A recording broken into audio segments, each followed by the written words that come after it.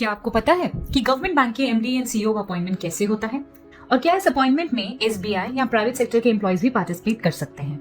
आइए जानते हैं। गवर्नमेंट बैंक्स के एमडी एंड सीईओ का अपॉइंटमेंट के लिए ऑल इंडिया लेवल पर सीनियर बैंकर से एप्लीकेशन इनवाइट की जाती है।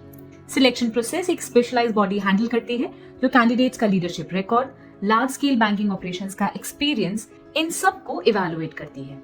उसके बाद इंटरव्यूज, परफॉर्मेंस रिपोर्ट्स को देखकर शॉर्टलिस्टेड नेम्स बनाए जाते हैं जो गवर्नमेंट के हायर लेवल पर फाइनल अप्रूवल के लिए भेजते हैं।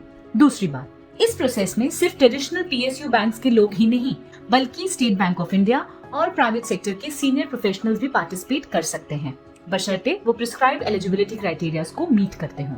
आइए देखते हैं।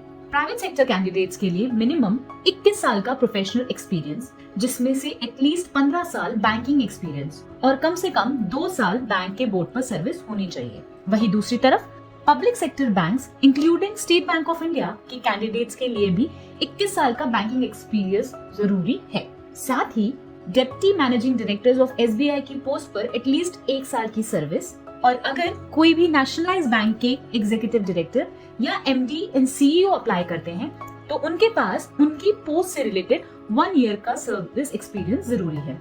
और हाँ, रेसिडेंट सर्विस कम से कम 2 साल का बाकी होना चाहिए, जिसमें 60 इयर्स को सुपर एनुमेशन की डेट मानी जाएगी। अब दूसरा सवाल, FSIB and appointments committee of cabinet का रोल क्या है? क्या कोई ऐसा अपॉइंटमेंट रिसेंटली हो भी रहा है? आइए जानते हैं।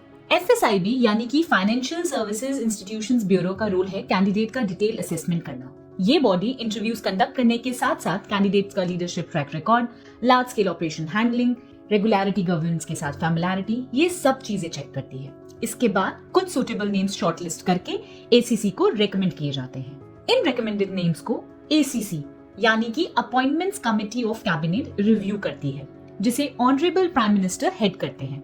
इसी के बाद एक ऑफिशियल नोटिफिकेशन इशू होता है और कैंडिडेट को एमडी एंड सीईओ अपॉइंट किया जाता है। इसका रीसेंट एग्जांपल है कैनरा बैंक, जहां की करंट एमडी एंड सीईओ के सत्यनारायण राजू का टेन्योर 31 दिसंबर को एंड हो रहा है।